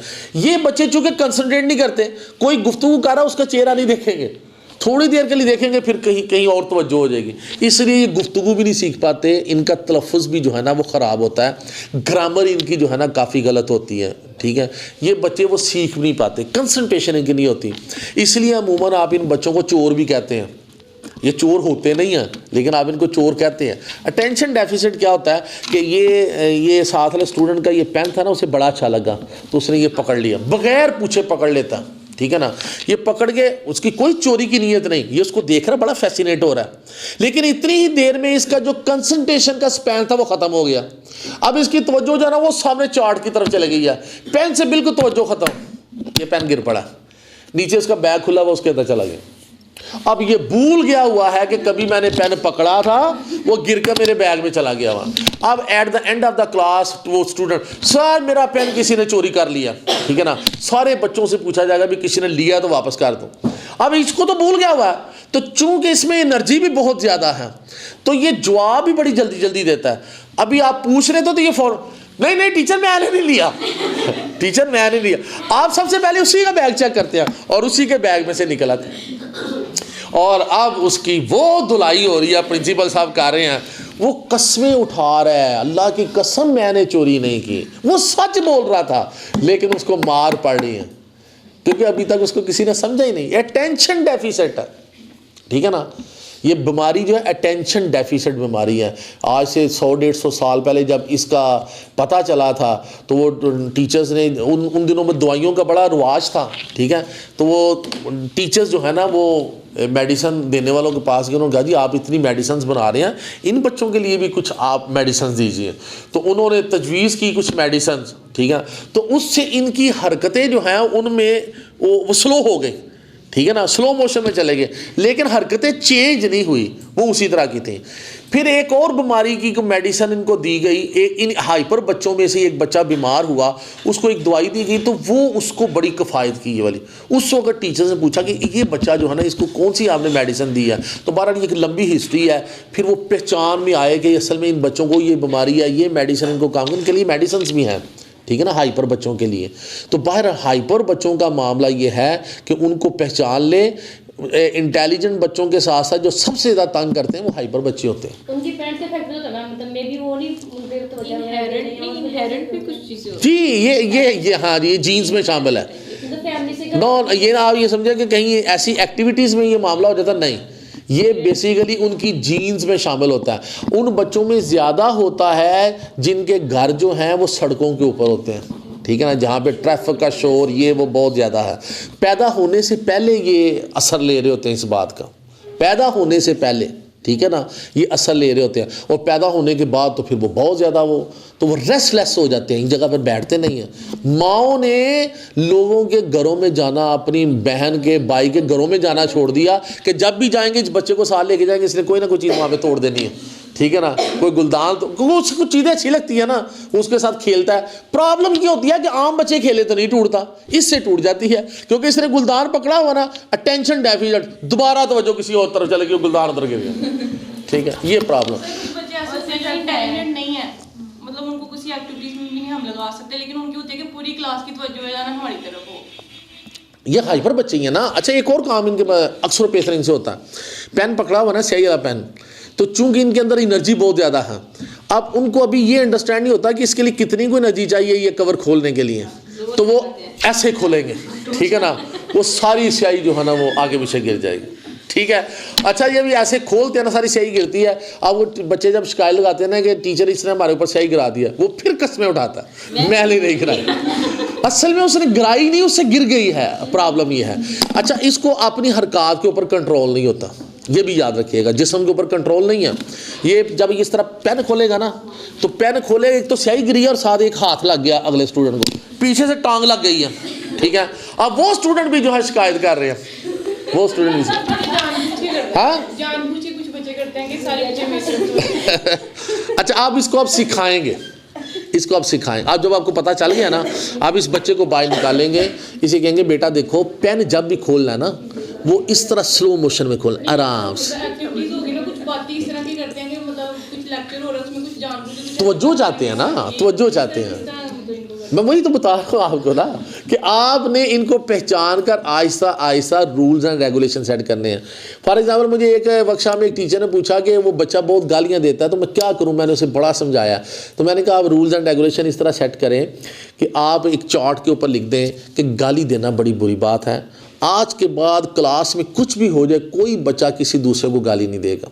ये एक रूल चार्ट के ऊपर लिख कर ब्लैक बोर्ड के साथ लगा दीजिए, ठीक है। और सुबह जब आप क्लास में आए तो आते ही सबसे पहले जहाँ पर दुआ और सलाम होगी ना, तो रूल पढ़ के सुनाना है। अच्छा बेटा, ये बात याद है, किसी बच्चे ने किसी दूसरे को गाली नहीं देनी, क्योंकि ये बड़ी बुरी बात है। बेसिकली टीचर क्या करते हैं, डायरेक्ट उसको कहते हैं तुमने कल गाली दी थी, पता ना किस तरह का फेंटा पड़ा था, आज तुम्हें फिर, तो वो और करेगा। आप उसको पिन पॉइंट कर देते हैं ना, वो फिर क्या होता है, नेगेटिव असर लेता है, वो जानबूझ के करता है वो काम। लेकिन अगर आप उसको मद्देनजर ना रखें और पूरी क्लास को सामने रखकर ये रूल पढ़ाता है, असल पढ़ा आप उसको रहे हैं, ठीक है ना।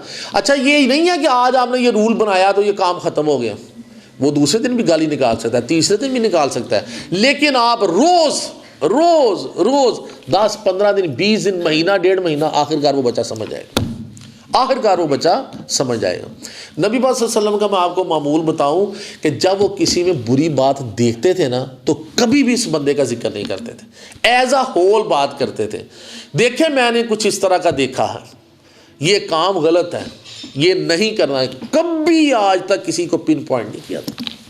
तो हम तो डायरेक्ट ही पिन पॉइंट कर देते हैं, वो काम ही खराब, हमने सीखा ही कुछ नहीं, ना अपने इस्लाम से कुछ सीखा, ना हमने माहिरीन तलीम से कुछ सीखा, तो पिन पॉइंट नहीं करना बच्चे की। अच्छा वो मैं आपको बताऊं, हाइपर बच्चा जो है ना उसकी एक लिमिट होती है, आहिस्ता आहिस्ता वो अपनी हरकत के ऊपर कंट्रोल हासिल कर लेता है, अमूमन 15, 16, 17 साल की उम्र में जाके, ठीक है ना, आहिस्ता आहिस्ता उसको अपने ऊपर कंट्रोल आ जाता है। और ये मैं आपको बता दूं, आप हैरान होंगे कि माशरे में जितने ज़्यादा सक्सेसफुल पीपल होते हैं ना वो यही होते हैं, हाइपर, क्योंकि इनमें एनर्जी बहुत ज़्यादा होती है, ये काम करते हुए थकते ही नहीं है। लिहाजा कोई कारोबार करेंगे तो वो टॉप पर पहुंचा देंगे, कोई काम करेंगे टॉप पर पहुंचा देंगे। इसलिए अगर किसी माँ बाप का कोई हाइपर बच्चा हो तो उसको अल्लाह का शुक्र अदा करना चाहिए, ठीक है। बस इसकी रेमेडीज बताएं ना, जो होते हैं अटेंशन डाइवर्ट जो होते हैं बच्चे, जिनकी टेंशन बहुत जल्दी डाइवर्ट हो जाती है। मेरे लिए, मैं खुद भी हूँ, मुझे पता है मेरे लिए किसी एक चीज़ पे कंसंट्रेट करना बहुत मुश्किल है। मेरे माइंड में एक टाइम में 10-10 बातें घूम रही होती हैं, मतलब एक काम करती हूँ फिर माइंड में दूसरा आता है, फिर दूसरा शुरू हो जाता है, फिर तीसरा, मतलब। लेकिन इसकी वजह ये तो नहीं कि आप हाइपर होंगी, इसकी वजह ये नहीं है, ये बता रही हूँ मैं, वो अटेंशन डाइवर्ट। देखें मुख्तलिफ तबीयतों के हामिल लोग होते हैं। मैं आपको बता दूं, एक ऐसी तबीयत है कि एक शख्स जो है ना वो चाहता है कि मैं एक वक्त में बहुत सारे काम कर दूं, यानी उसके अंदर भी एनर्जी होती है, मैं ये भी कर दूं, मैं ये भी कर दूं। ये जो मिसाल दे रही है ये यही है कि एक वक्त में मैं इसको भी सही कर दूं, इसको भी सही कर दूं, ये काम भी कर लूँ, ये काम भी कर लूँ, ठीक है ना। एक वो लोग होते हैं जो एक वक्त में एक ही काम कर सकते हैं, दूसरा पसंद ही नहीं करता। आप कई टीचर्स में ऐसा होगा, आपने एक काम दिया हुआ ना, अच्छी भली टीचर होगी, आपने दूसरा काम दिया ना वो परेशान हो जाएगी, क्योंकि वो एक वक्त में 2 काम कर ही नहीं सकती। आपने देखा होगा कि बाज़ लोग मैथ कर रहे होते हैं, साथ म्यूजिक सुन रहे होते हैं, ठीक है, टीवी देखते भी वो काम कर रही होती है। मेरे पास कई लड़के ऐसे आए, 2 मुझे आज भी याद है, कंपोज़र एंड डिज़ाइनर।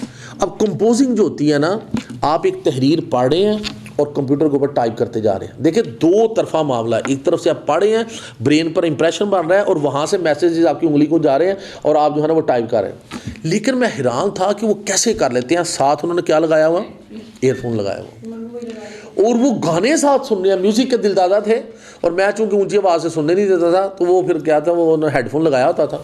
और वो यार मैं पूछता कैसे कर लेते हो, ठीक है ना, नहीं सर हमारी आदत है, हो जाता है मुझे, ठीक है ना, तो वो कर लेते थे।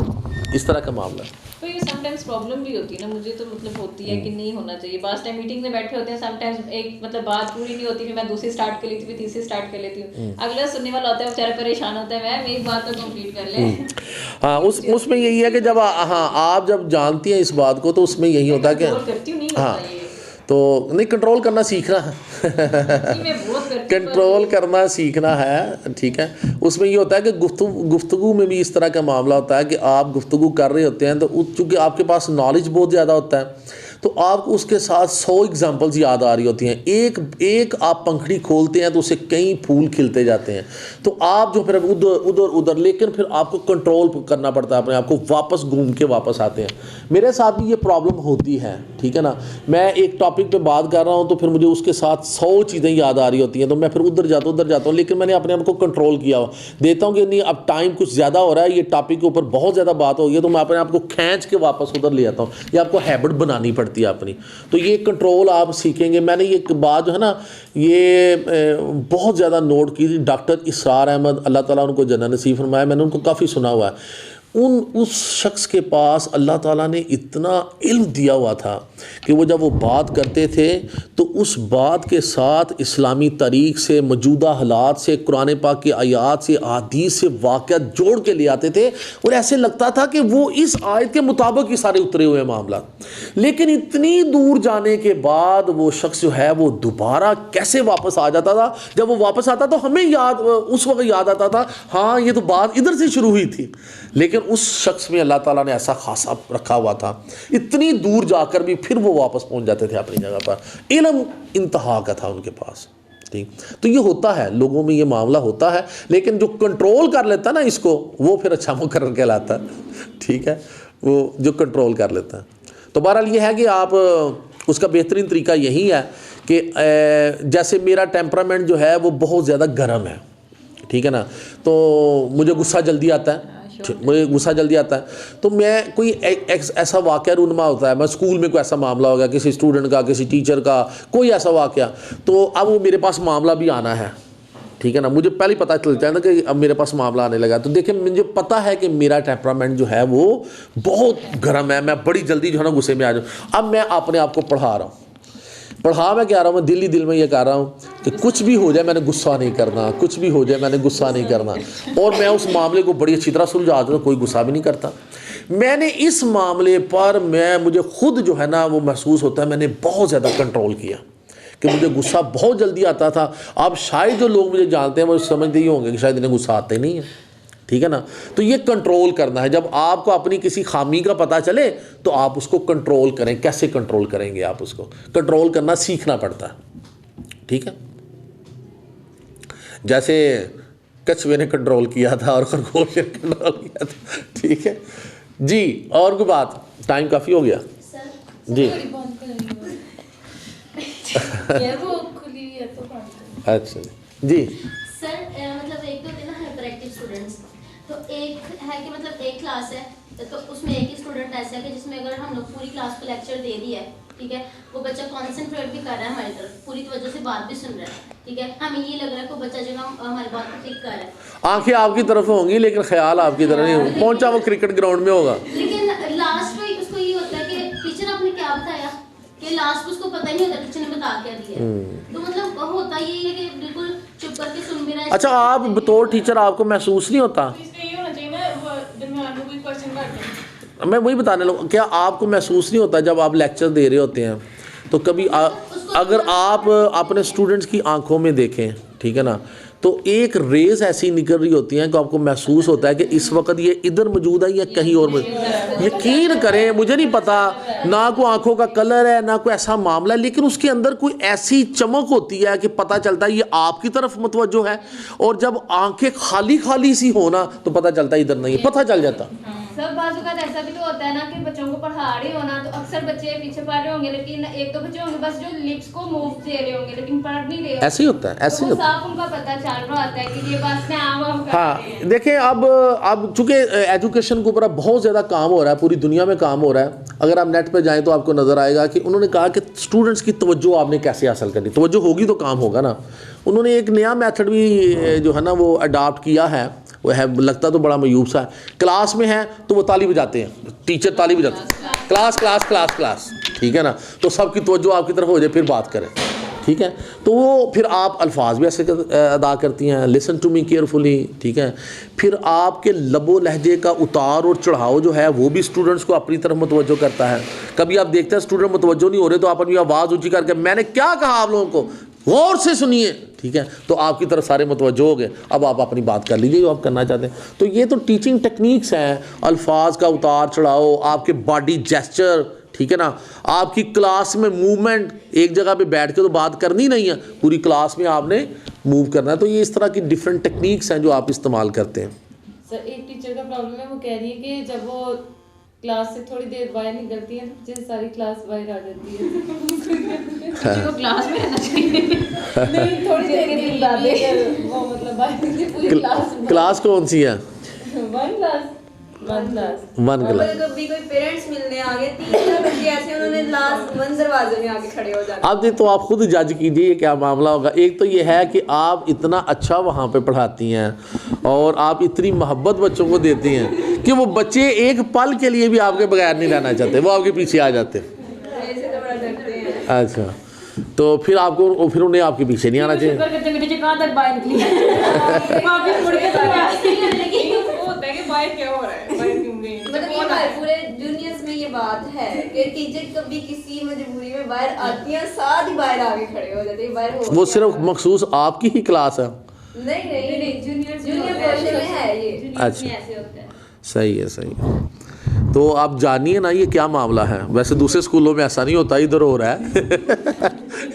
यहाँ की टीचर्स जो है ना उनका फिर लगाव बच्चों के साथ बहुत ज़्यादा होगा, ठीक है। वो बच्चे आपके बगैर रह ही नहीं सकते, फ़ौरन बाहर आ जाते हैं। टीचर, मैं टीचर को बुलाने जाऊँ, मैं टीचर को बुलाने जाऊँ, ऐसे ही होता है। यही है ना।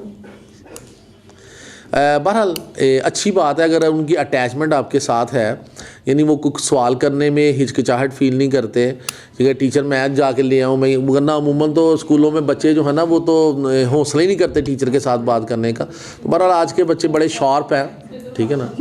हाँ जी, एनीथिंग एल्स?